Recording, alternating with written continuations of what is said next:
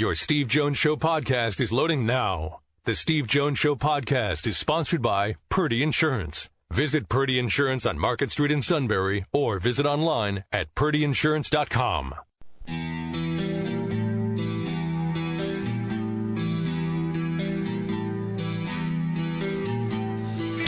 Sports talk where your voice counts. This is the Steve Jones Show on News Radio 1070 WKOK. Now from the Sunbury Motors Studio, here's Steve Jones.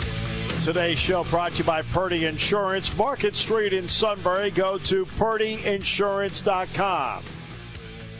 You need auto, home, life, or business, or all? Go to Purdy Insurance. They're going to find you the best price. They'll find you exactly the insurance so that you're covered. And if there is a claim, they will throw everything they have into making sure it is solved to your satisfaction. Purdy Insurance, Market Street in Sunbury. Go to purdyinsurance.com. Sunbury Motors Studio is mobile today in Evanston, Illinois. Sunbury Motors, 4th Street in Sunbury. Sunbury Motors, Kia, routes 11 and 15 in Hummel's Wharf. Time now for our play-by-play call of the day.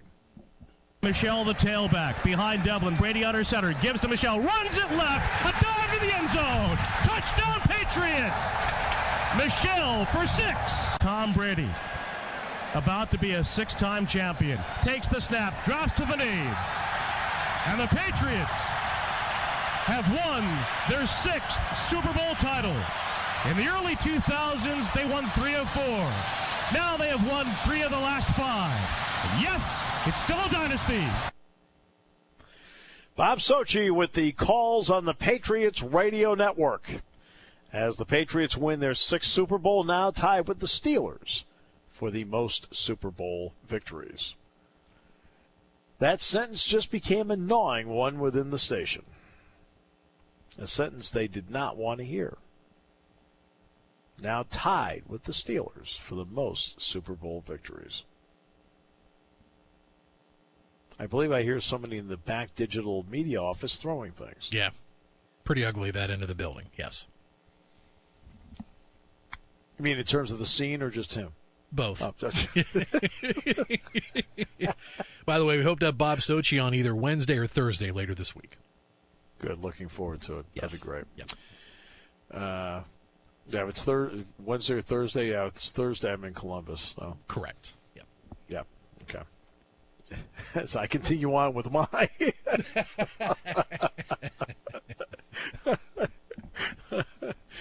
All right. I want something I started last half hour, and I want to get into more. I went into Welch-Ryan Arena today. The last time I was here was for a football game between Penn State and Northwestern, about 15, 16 months ago? And at that point, Welch-Ryan Arena, which is out of the football press box, would be to my left over the south end zone. Or excuse me, over the north end zone to my left. Was gutted. I mean, they had the structure there, but it was gutted. So I could literally look through the arena structure, and I could see Miller Park, which is the baseball field for Northwestern. And last year when Penn State played out here, we played over at the Rosemont Horizon out by O'Hare. Well, they have done a spectacular job with this. They were able to go through this building, and they were able to redo it in such a way where it's all chairbacks. They did put a bottom area around, obviously, not in a bowl, but in a rectangle. And they put about a 5 to, some parts are 5 rows, other parts are 10 rows, and an upper deck around, right on top of the floor. It is a fabulous basketball facility. They also play volleyball in there. They also wrestle in there. And, in fact, the volleyball team, the women's volleyball team, was in there practicing before Penn State came out. They took about 1,400 seats out to do this. It had been about an 8,700 seat facility, 86, 87 now. It's about 72 to 73, somewhere in there. It is a perfect size for Northwestern. Northwestern is not a big draw here to begin with. They do have a limited fan base. I mean, they can talk about being Chicago's Big Ten team all they want, but at the same time, it is what it is. You're in a pro area where the Cubs, the Bears, the Bulls, the Blackhawks, to some point the White Sox, who are trying to make a run at Manny Machado, all dominate you in this area. And even collegiately, when it comes to football, there are moments where Notre Dame football, because South Bend is close enough, can dominate you in terms of coverage. So Northwestern's fan base is what it is. And this arena perfectly fits their fan base. Perfectly. I think as time goes, as tempting as it was in the explosion of arenas and stadiums in this country,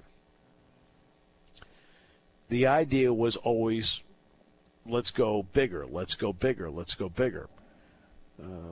Cowboys Stadium can go between, AT&T Stadium where the Cowboys play, can go between 90 and 100,000. They have that ability with how the seats are in there. Ralph Wilson Stadium at one point had 80,000 seats up in Buffalo. I think that when you look at, let's just take the NFL, 65,000 is a pretty good number. That's why the Los Angeles Stadium, which is going to be 80,000 out at where old Hollywood Park used to be in Inglewood, I was surprised they went with 80,000 seats. It doesn't fit their market. And we're talking about the number 2 market in the country. I understand that, the number 2 market in the country. Millions and millions of people. But pro football is not a big deal there. And it's a big deal to some people, but it's not a big deal across the board. In Kansas City, they're passionate about it. In New England, they're passionate about it. New York, they're passionate about it. Washington, my goodness, Washington's passionate about it. The Redskins. The owner's been hurting that passion, yet despite all the damage that he's done in ownership, you still have people that care deeply. I mean, they're tarping off seats now at FedEx Field. But in Los Angeles, the Coliseum seats 90,000. If you notice, there's only 70 to 75,000 seats available for Rams games because they tarp off 15 to 20,000 seats. In Oakland, they tarp off seats. So now, if you're looking at the 50 to 65,000 range for pros, I think the NBA arenas, are about the right size. But college arenas, you've got Georgetown playing where the Wizards play. That's too many seats for Georgetown, with the exception of a game or two. Villanova redid their place. That's the perfect size. Now you go to UConn. Gamble Pavilion is 9,000. Now, there's certain places that can take more just based on tradition. Rupp Arena, 23,000. They'll always sell out. Carrier Dome, obviously they use it for football and basketball, but they draw incredible basketball crowds. They still do. So some places are going to be like that. And Tennessee, which has had too many seats forever, is having the kind of season right now that does warrant them having 24,000 seats in their building. You're asking, why does Tennessee have 24,000 seats? Because the mandate was when they built Thompson Bowling Arena, it had to have 1,000 more seats than Kentucky. It is really as simple as that.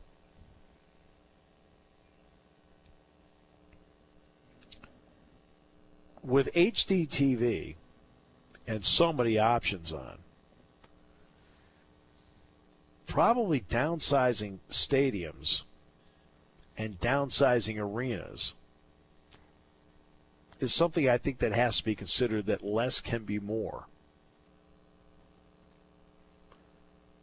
And I'm looking at what they did here, and I think it's a great model for a lot of people thinking about what should we do. And you have to do, whatever you do has to fit who you are.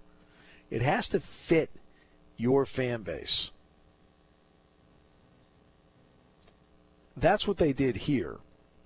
I'll give you some examples in the Big Ten. Again, let's take the Jordan Center off the table here, okay?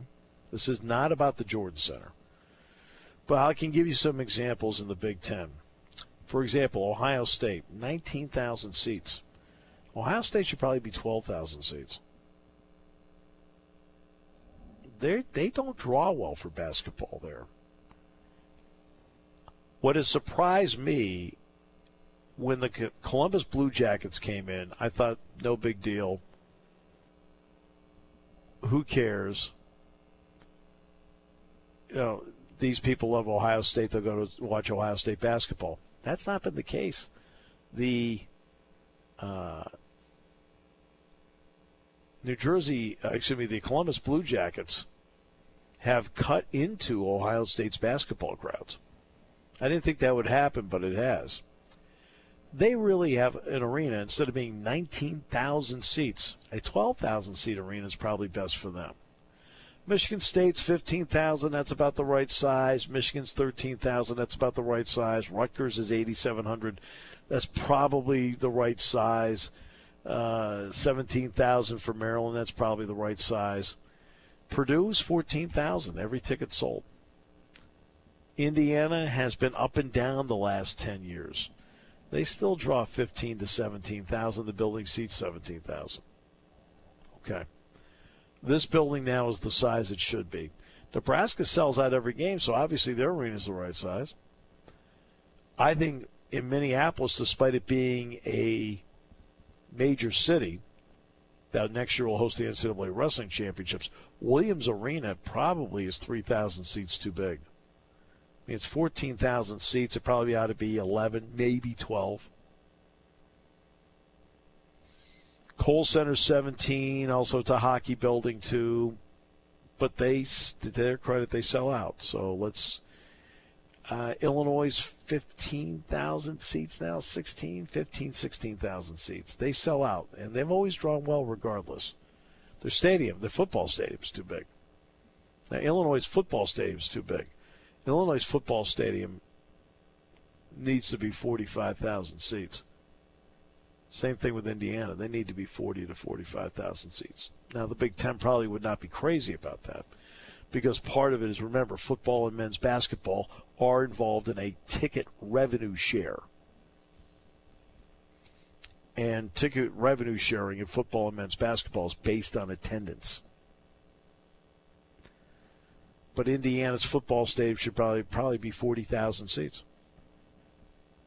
Illinois probably should be 40,000 seats. Purdue probably should be 40,000 seats. Maybe 50 at Purdue. Wisconsin's 90,000, they sell out. Nebraska's 90,000, they sell out. Minnesota's is 50,000, that's the right size. Michigan, Ohio State, Penn State are all the right size. Maryland, I think Maryland's like 48,000. They probably ought to be 40 to 45,000, and Rutgers ought to be about 40,000. To be honest with you, if you're just thinking about ideology, if we're going to build brand new stadiums across the Big Ten, Penn State, Wisconsin, Nebraska, Ohio State, Michigan are all the right size. Michigan State's probably 10. Michigan State probably ought to be 60,000 instead of 72. But I think that's the wave that you have going on in this country right now, is that because of the quality of the TV that we're getting,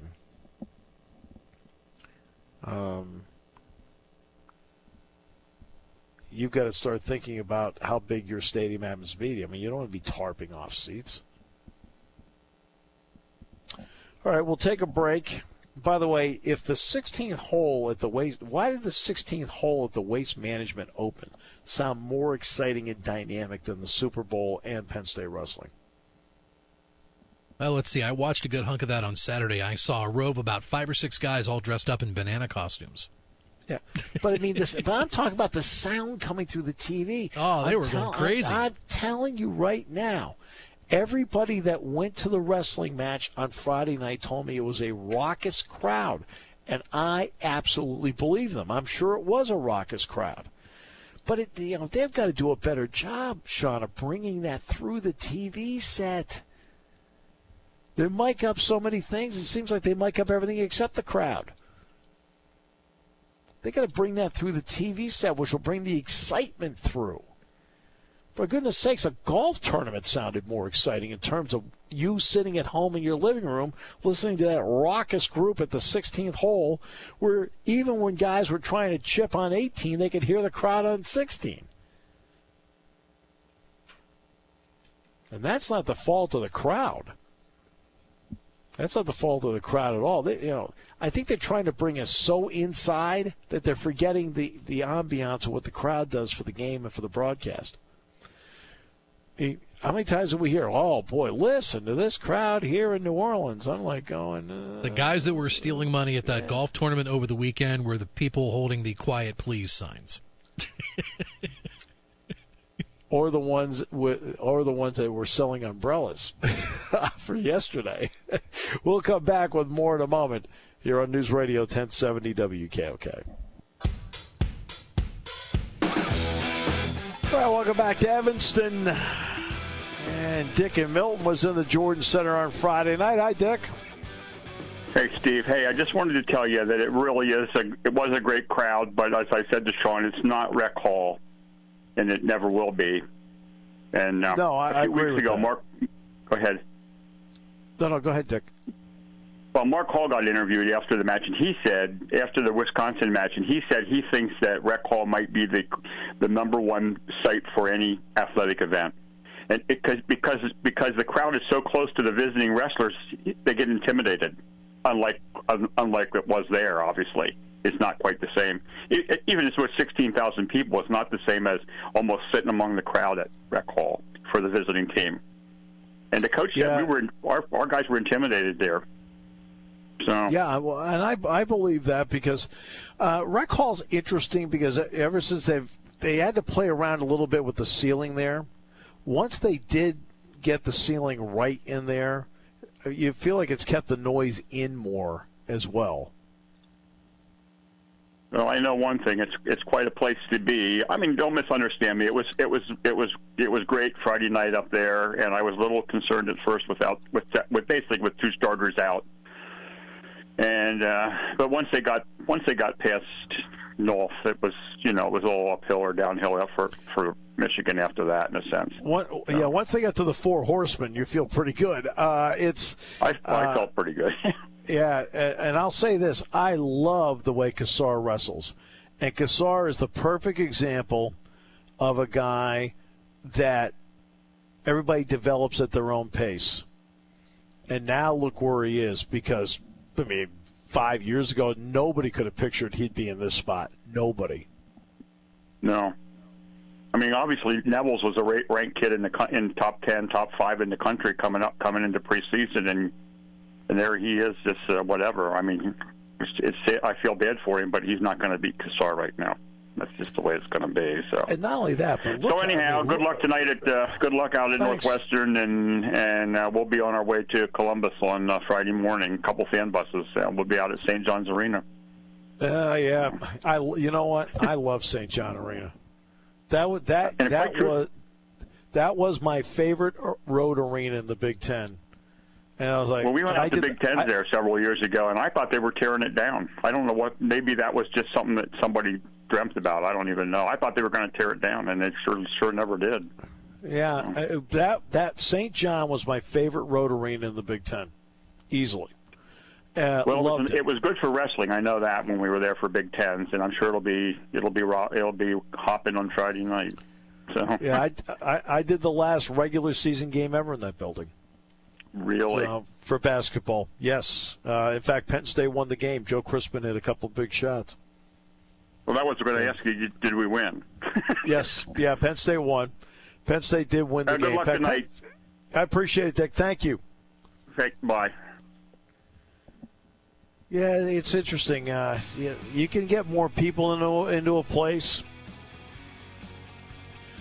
it's interesting because Rec Hall, everybody talks about Rec Hall being a great basketball arena. The one part about Rec Hall I can't stand as a basketball arena, I just don't like at all, is the end zones. They're too far away from the court. I mean, it's like it's almost absurdly too far away from the court. That's something I never liked about Rec Hall when it came to the basketball part. I'm like, the sidelines are awesome. Sidelines are incredible. Boom, right there. But the end zones, too far away. You brought up Kassar. I still have the Penn State Ohio State duel from last year. I just want to replay that just to compare his body type this year from last year. Well, because I'll tell you right now, he is cut. I mean, you look at the muscles on that guy. I mean, I've only seen one other person like that, and he was in my foursome at the Purdy Memorial Golf Tournament last year. When it comes to car buying, there's the other guy's way, and then there's the SMC way. The other guys force you into a vehicle you really don't want. The Sunbury Motors way lets you take the time you need to browse, ask questions, and take the test drive and think on it. For over 100 years, the Mertz family and all their employees have made your experience the most pleasant one you'll ever have. The other guys won't offer you the best price for your trade, no matter how much they say they will. The SMC way is their promise to provide you with the most money the market shows your vehicle is worth. The SMC way is to offer you all applicable factory rebates on new vehicles and generous discounts. Looking for a pre-owned vehicle? The SMC way checks each vehicle in a 200-mile radius to determine the lowest price, then beat it. It's the lowest price promise, just part of the SMC way. The choice is up to you, the other guy's way or the SMC way. The SMC way wins every time. Sunbury Motors Company in the North 4th Street Auto Plaza, Sunbury, and at sunburymotors.com. Selling more cars and satisfying more customers for over 100 years. For nearly 100 years, Purdy Insurance has been your locally owned, family-operated source for insurance products. With a staff of over 20 and partnerships with some of the industry's most trusted companies, Purdy has the experience and resources to get the job done.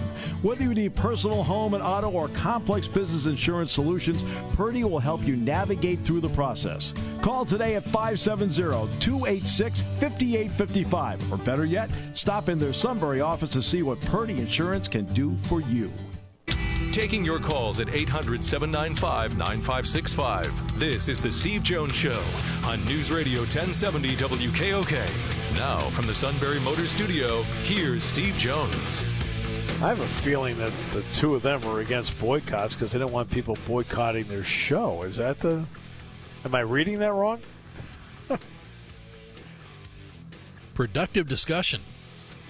Well played. All right.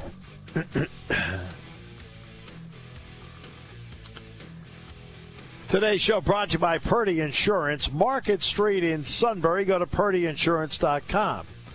Purdy's have served this valley for decades, whether it's auto, home, life, business, whatever it may be.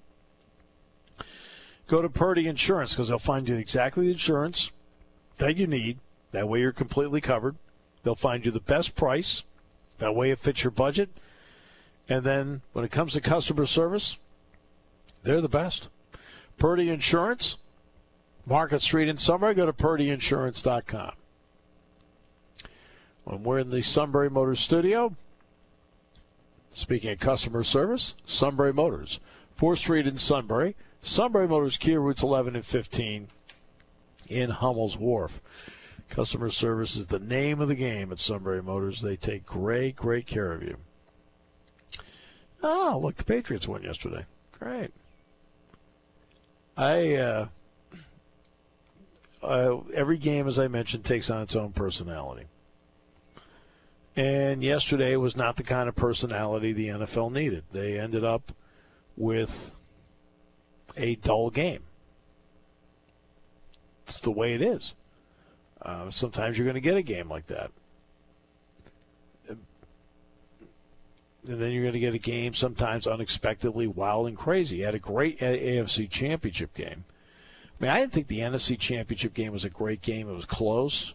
And, of course, you had a controversial call. I thought the AFC Championship game was a great game. Now, part of that is the Mahomes factor. That's something that the NFL has moving forward that I think is dynamic. They have dynamic young players. Saquon Barkley, dynamic. He ended up making it into that NFL at 100 commercial. Patrick Mahomes, he ended up in the NFL at 100 commercial. It was nice also seeing Franco Harris in there, too. That was kind of cool with his immaculate reception moment. But they have some dynamic young players. Mahomes is dynamic. Barkley's dynamic. There's some, you can talk about the swagger of Mayfield. Now, I've not been a big Jared Goff fan from day one. But I think Wentz has that factor in him, some dynamic receivers. And now you're seeing some dynamic defensive players as well. I thought the Pro Football Hall of Fame was interesting, the way they leaned so heavily toward defense and toward the secondary. I think the NFL is the Hall of Fame voters, the 48 of them, are doing a great job of catching up with the new game and the modern game by the number of secondary people that were put in. Interesting, Peter King wrote his column, though, about on NBC about how much time was put into the discussion on each one. Now, in the end, it took them 7 hours and 41 minutes to have this meeting on Saturday, I believe. I think it was Saturday. And the time put in on each was interesting. Now, I know you're disappointed Alan Faneca didn't get in. Let me make this quick statement about Ed Reed. Troy Polamalu is the best X-Factor defensive player I've seen in the modern era. Ed Reed is the best safety I've seen in the modern era. Okay? Troy Polamalu is the best X-Factor, safety, outside linebacker, where is he guy, that I've seen in the NFL in the last 25 years. Yeah, if my math and timing is right, I believe next year will be Troy's first year of eligibility. And he should make it first time through. But Ed Reed is also the best safety I've seen in the last 25 years in the NFL.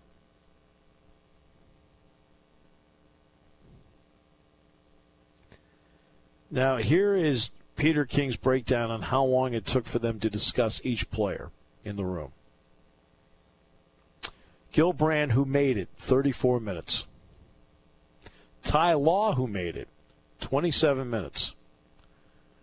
Tony Baselli, 26 minutes. Kevin Mawai, he made it, 25 minutes. They discussed Don Coryell for 23 minutes. Pat Bolin, he made it, 19 minutes. Tom Flores, 18 minutes. Steve Hutchinson, 14 minutes. Steve Atwater, 13 minutes. John Lynch, 13 minutes. Champ Bailey, he made it, 11 minutes. Edgerrin James, 10 minutes of discussion. Alan Faneca, 10 minutes of discussion. Johnny Robinson, he made it, 9 minutes of discussion. Isaac Bruce, 8 minutes. Richard Seymour, 8 minutes.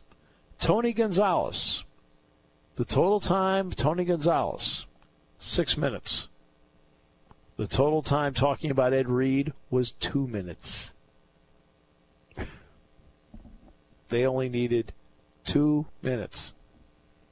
In fact, 8 minutes total between Reed and Gonzalez. They both, of course, made it. Next season will be the 100th season for the NFL.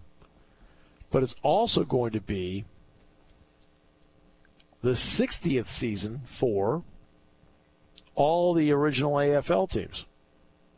It'll be the 60th season for the Raiders, the Chargers, the Chiefs, the Titans, the Patriots, the Jets, the Bills, who am I leaving out, and the Broncos.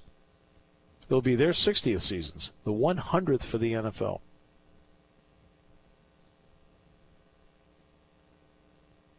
And also the 60th season for the Dallas Cowboys.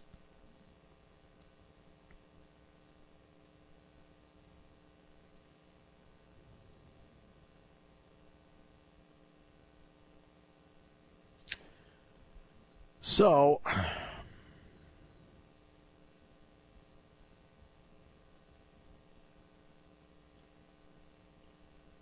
there was only one call yesterday where I sat back and went, huh? And that was the call on the personal foul, the first personal foul of the game.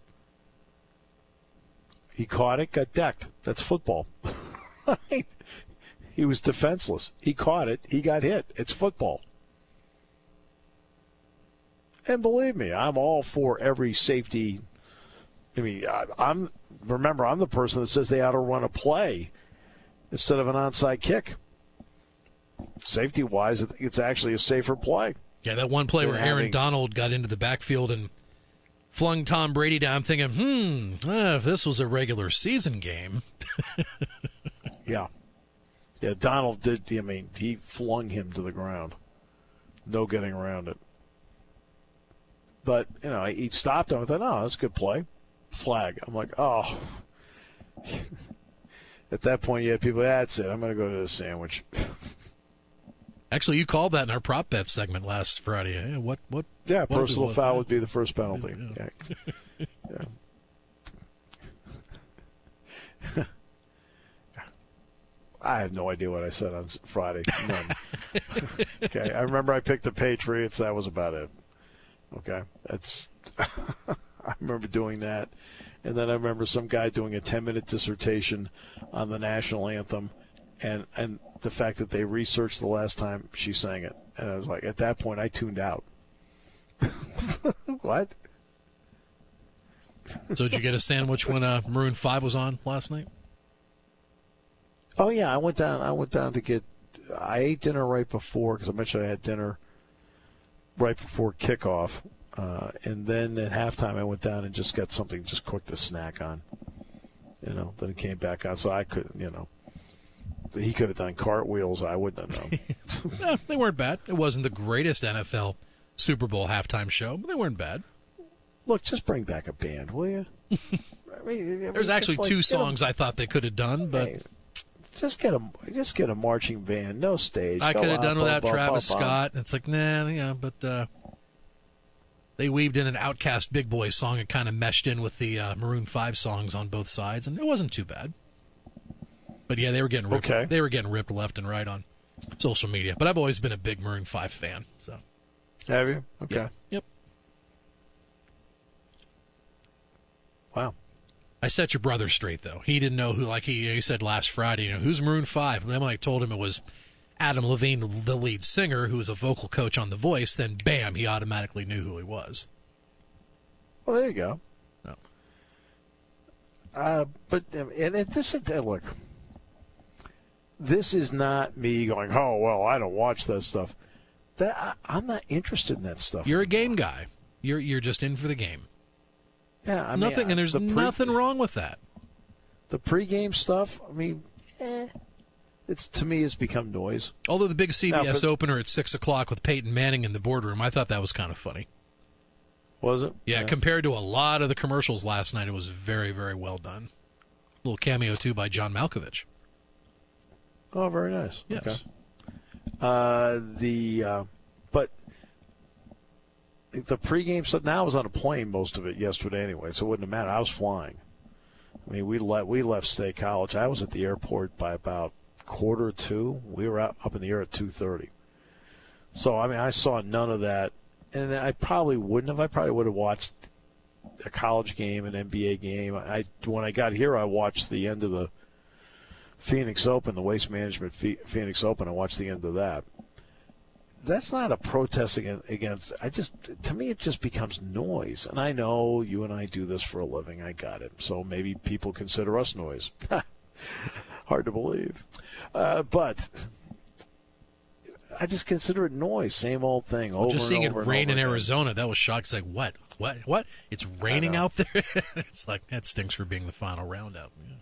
Well, I was watching with Keith Ergo, and Keith's a big sports fan of, gigantic Redskins fan. Oh, man.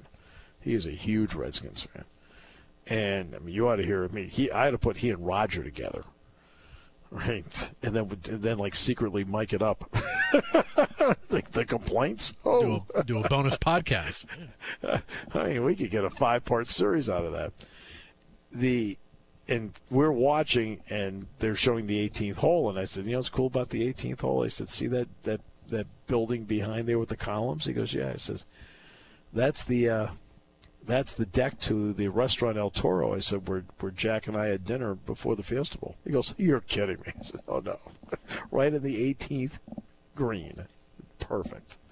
But, yeah, I don't, halftime, whatever. Post-game, whatever. I mean, I could watch the game myself and look at the game and go, okay, Gilmore's singling Brandon Cooks, and they're doubling Woods. Okay, I got it. And they're singling everybody else. Right? The other 7 guys were sometimes blitzing, sometimes dropping, and trying to confuse them with false pre-reads. Speaking of Cooks, which touchdown catch do you think he should have caught last night? The one where he was in the back of the end zone in the third quarter? Second one. Second one was double covered? Second one he should have covered. He caught. He dropped it. He dropped that one. The one in the back of the end zone, that was just the defender made up ground, got to the ball. So that's, but the other one he dropped. That one's on him. The other one, I think the ball was, first of all, let's start with this. The ball was late getting there. The other throw, I want to give Goff credit. I thought Goff made a pretty good throw on that one.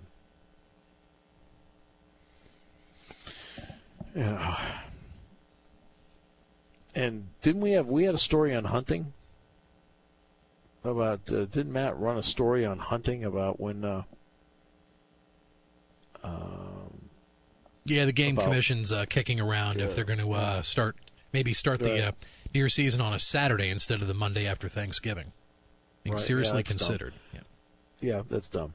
Let's see. Considering college football's played on a Saturday, you're not extending the weekend, which, no. I didn't think of that, to be honest with you. I did not think because that's regular season finale for college football. That's right. There can be Penn State conflicts. Exactly. We always play that. Yeah. It's like, pull your head out of the sand, realize what's around you, and make a decision. But if you want to know what a deer in the headlights looks like, look at that end zone shot of Goff on every snap. You want to know what that looks like. We'll come back, wrap it up in a moment on News Radio 1070 WKOK.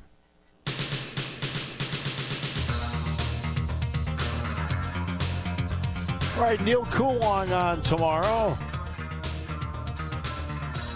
As our salute to Tom Brady continues. No, I'm just kidding. Neil Coolong will be on the show tomorrow. We'll kind of get a read on where the Steelers are going, because now everybody's going to start focusing on the 100th season of the NFL, and that, of course, would be the 2019 season. 100th season of the NFL. Finally to that point.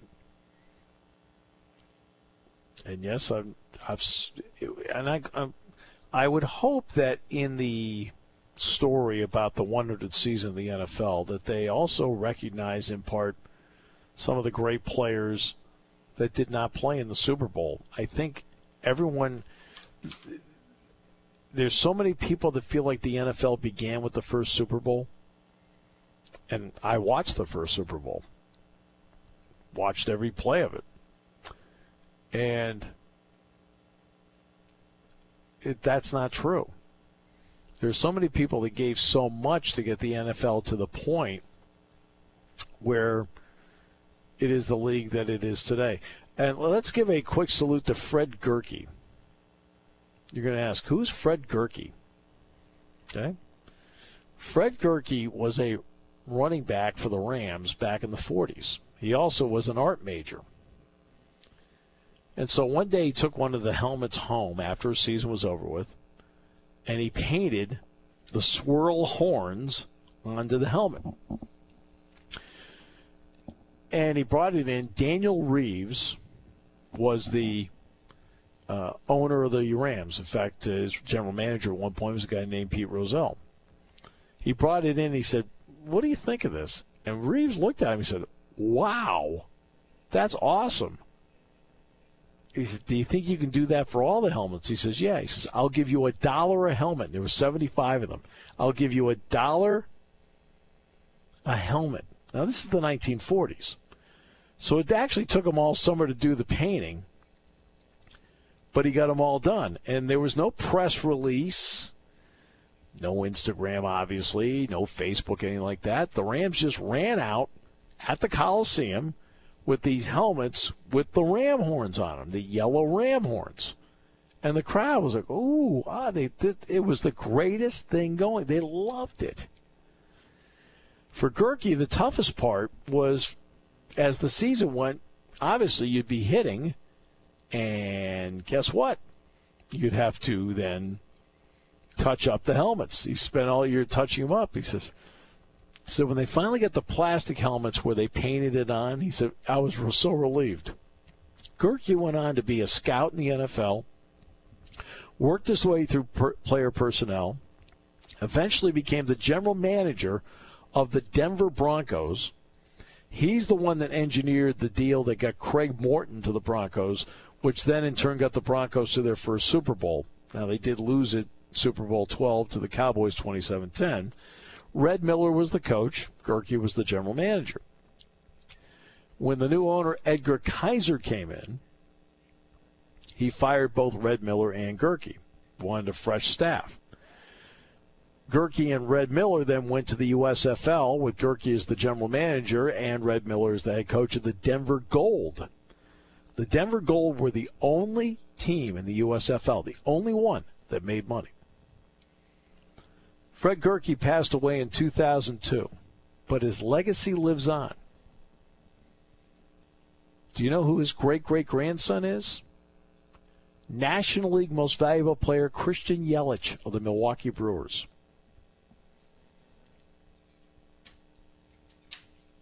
How about that? So the next time you see Christian Yelich come to the plate, you say, you know, his great-great-grandfather is the one that put the first ever logos on helmets in the NFL, as well as being a general manager for a Super Bowl participant. Thought we'd end the day with a fun story. A little bit of history. But Fred Gerke, as a general manager, helped put together the personnel that put his team into a Super Bowl. But he also was a pre-Super Bowl guy who was a very good running back for the Rams in the 40s. I would hope in the 100th season that they celebrate not just the Super Bowl heroes and champions, but they also end up celebrating the other 45, 46 years of the NFL too. Because no matter what, whatever you have today was set up by the pioneers of yesteryear who set the foundation. We'll talk to you tomorrow back at the Sunbury Motor Studio. Today's show's been brought to you by Purdy Insurance, Market Street in Sunbury. Your station for news, weather, business, and CBS Sports Radio. News Radio 1070 WKOK Sunbury and on WKOK.com.